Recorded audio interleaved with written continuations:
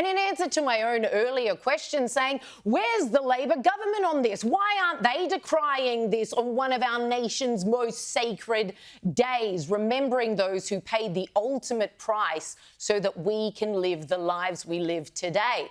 Well, it's a great time to revisit the fact that this government, which promised to uphold what had been an initiative of the Morrison government to find unmarked graves of those who had died, whether in service or after they returned home, and mark them out and have people know this is one of the diggers' graves so that they could come, so that they could pay their respects. The Labor government said 10 days out to the election, oh, we too will keep this up. Yes, very good project. We like this. And it's great to say these things 10 days out to an election. We're so unpatriotic, we've got to cling on to the remnants of what the Morrison government did and make out that we are in fact patriotic also. Well, great article in The Australian today pointed out that since Labor's been in power, just 42 veterans' graves have been recommended for grants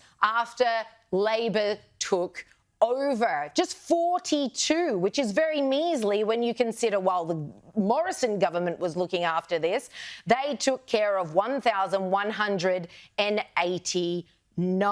We understand that altogether there were around 12,000 First World War veterans who died after the war and are sitting in civilian cemeteries. So the whole idea was find these, mark them out so that people can pay their respects. I just think this is so indicative of everything we already know about this government. They are not patriotic. They do not see the value in these things. Sure, he'll go and walk the Kokoda Trail and get his photo op. It's probably more comfortable for him over there than it is here on Anzac Day, because this is not a patriotic government. They do nothing to even pretend. And the sooner our nation stops electing people who clearly aren't proud of this country or have an undying love for the people therein, the better for all of us. It's quite a state that our nation is in right now. The living can't get a house, the dead can't get a grave.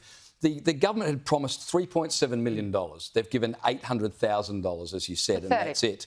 And to put that in perspective, just a little while ago... And they're coming up to the end of their term. So it's like, are you really going to cough up another $3 million between now and the election? Well, I don't think so. Well, it's funny you mentioned coughing up $3 million, because just a little while ago, the 23rd Sydney Biennial Festival, the government coughed up $3.2 million for them, so a bunch of arty-farties could sit around and talk about what do eels think, can a waterfall refuse gravity, and are waves the ocean's desire?